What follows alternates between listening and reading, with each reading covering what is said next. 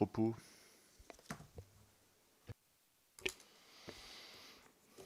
Oui, peut-être sur effectivement les aspects, les aspects pratiques. Donc par rapport effectivement, déjà quels sont effectivement les usages de transport des eurodéputés. Parce qu'effectivement, on parle toujours de cette question de l'aéroport, mais comme je l'ai dit, c'est difficile d'avoir des chiffres précis, exacts, parce qu'effectivement tout ceci est parfois un peu noyé dans un brouillard qui effectivement, on va dire, arrange ceux qui ne voudraient pas que les faits soient établis.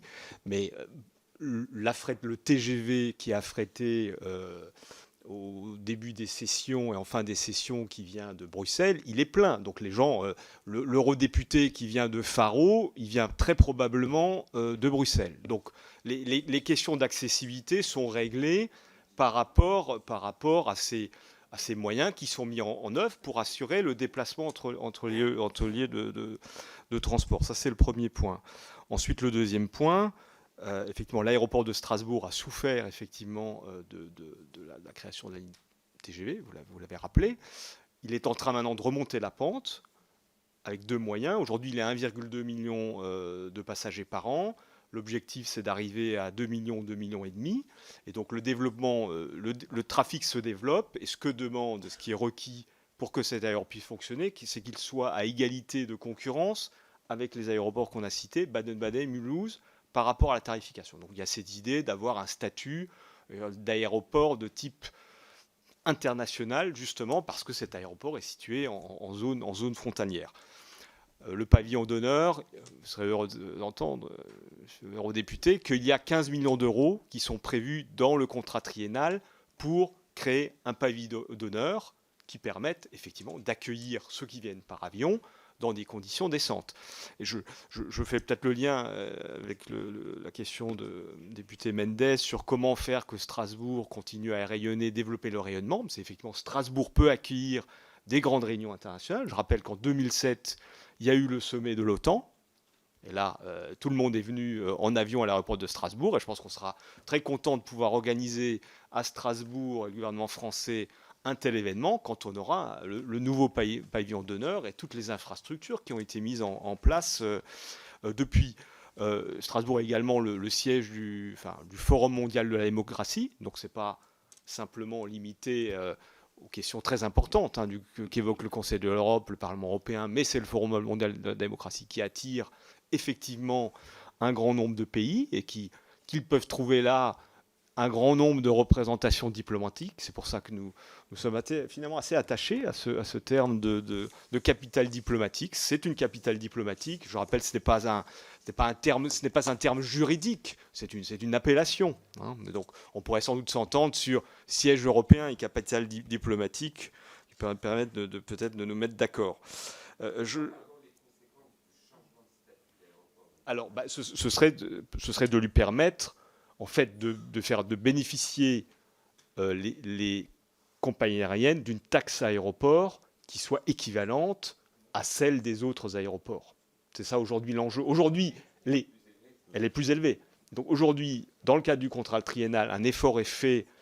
Les collectivités locales d'État prennent en charge une partie du surcoût. Et ça, c'est quelque chose qu'il faut pérenniser au travers un statut différent. Si vous voulez, c'est même le travail qu'on fait aujourd'hui. Pourquoi est-ce qu'on est obligé d'avoir des lignes à obligation de service?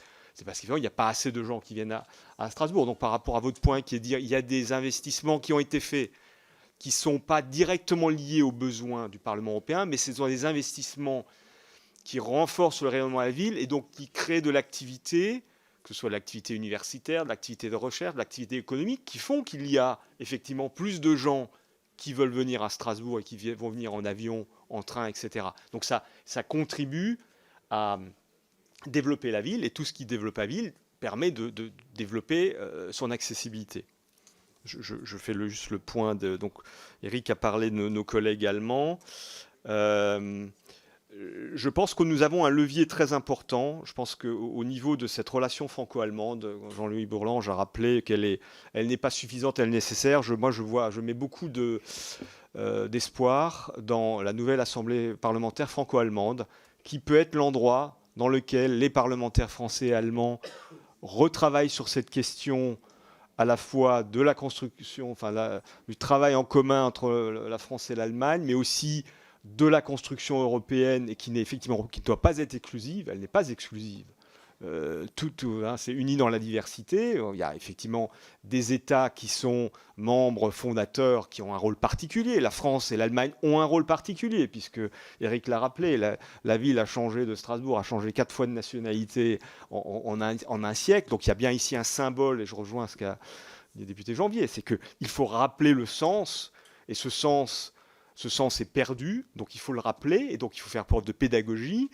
Et donc, quel meilleur endroit que de faire venir des écoles à Strasbourg, de l'Europe entière, et c'est déjà fait, pour voir effectivement cette Europe incarnée qui est à Strasbourg, qui n'est effectivement pas à Bruxelles, on a besoin évidemment de l'administration européenne, mais la démocratie, elle est à Strasbourg, avec le Conseil de l'Europe, avec la Cour européenne de justice, avec ce symbole, avec tous ces lieux de mémoire qui nous rappellent d'où nous venons, et qui nous rappelle surtout là où nous ne voulons pas aller, nous devons œuvrer pour aller. Et donc, on peut voir dans, je dirais, un regain de participation aux élections européennes comme le fait que peut-être les citoyens européens, après avoir finalement constaté ou imaginé que tout ce qu'on avait finalement c'était là pour perturber, il n'y avait plus à se battre, eh bien non, il y a à se battre, encore et toujours.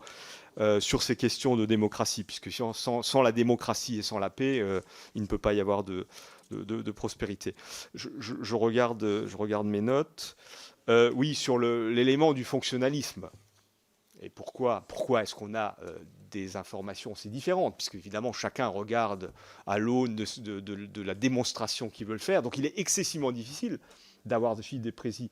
Les chiffres de l'empreinte carbone viennent d'extrapolation de notes internes. Donc il n'y a pas réellement de travail sérieux qui est fait.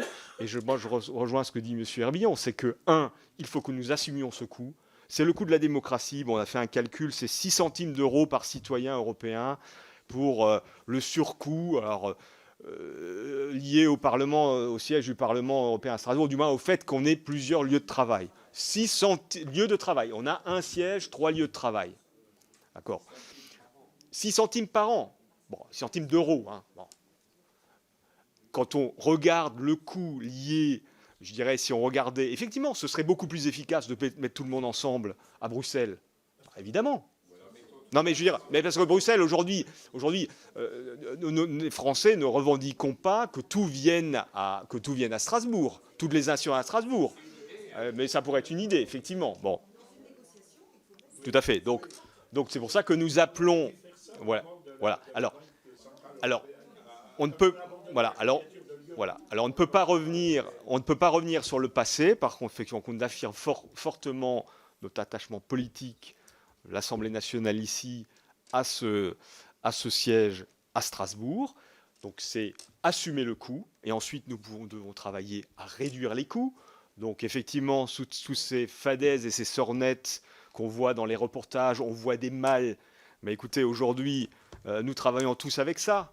Personne ne se déplace plus avec des malles. Donc nous faire croire que les gens se déplacent avec des malles, ce sont vraiment des sornettes. Et donc nous encourageons, mais ça c'est la responsabilité du Parlement européen, de mettre en œuvre les moyens de visioconférences efficaces, de travail à distance, dans une Europe où de toute façon, tout le monde est amené à travailler en réseau. Quand vous voulez travailler avec les gens de Frontex, vous devez être en vidéoconférence avec la Pologne. Vous n'allez pas nécessairement, pour chaque réunion, une réunion de 2 heures, prendre l'avion, même de Bruxelles, pour aller à Varsovie. Ça n'a aucun sens. Donc il faut apprendre à travailler en réseau, à distance, et vous avez ensuite effectivement le lieu, Strasbourg, reprend le miracle du petit congrès de Vienne, où effectivement, en vase clos, les Européens parlent aux Européens, ils n'ont qu'à faire ça à Strasbourg, ils ne rentrent pas dans les familles ce soir comme tout cadre d'entreprise ou artisan, on ne rentre pas dans sa famille, on travaille sur l'Europe, c'est le lieu des rencontres, des échanges informels, les commissaires sont disponibles, on peut les croiser dans les couloirs, si vous voulez avoir des rendez-vous avec eux à Bruxelles, vous mettez des mois, là vous tombez sur eux par hasard et c'est souvent comme ça que se font les meilleurs échanges. Donc ça, c'est absolument à renforcer, à développer. C'est pour ça que nous appelons au renforcement du travail parlementaire réalisé au siège européen. renforcement, c'est-à-dire tenue maximum de sessions de travail. Il y a un certain nombre de services qu'on pourrait imaginer voir venir à Strasbourg. Voilà, tout ça, et tout ceci doit se faire en accord avec le Parlement européen, parce qu'évidemment, ici, nous ne pouvons parler que de l'action des autorités françaises, que nous maîtrisons. Ici, nous, en tant que parlementaires français, nous pouvons donner au gouvernement les moyens et aux collectivités locales les moyens d'agir sur l'attractivité européenne. Mais le travail est aussi à réaliser par le Parlement européen dans son organisation de travail. C'est son rôle, c'est sa responsabilité. Et nous ne pouvons évidemment que l'encourager à faire cela. Donc voilà, je pense que tout ce qu'on peut dire, c'est voilà, nous sommes, je pense tous ici, et je veux dire, tous vos commentaires montrent à la fois que nous sommes tous conscients de la difficulté, nous sommes conscients qu'on ne peut pas revenir sur le passé, mais c'est à nous, ici, qu'INCOB, le faire dire maintenant, j'ai envie de dire, ça suffit. La France joue un rôle en Europe avec ses partenaires. Le Parlement européen était la cheville ouvrière de la démocratie européenne. Nous sommes honorés et fiers d'accueillir le Parlement européen. Nous voulons que ce Parlement européen travaille à Strasbourg le plus possible. Nous voulons lui donner les moyens. Et nous allons collectivement œuvrer dans ce sens. Et j'espère que cette PPRE que nous allons bientôt vous soumettre au vote sera adoptée à l'unanimité à l'issue de cette séance.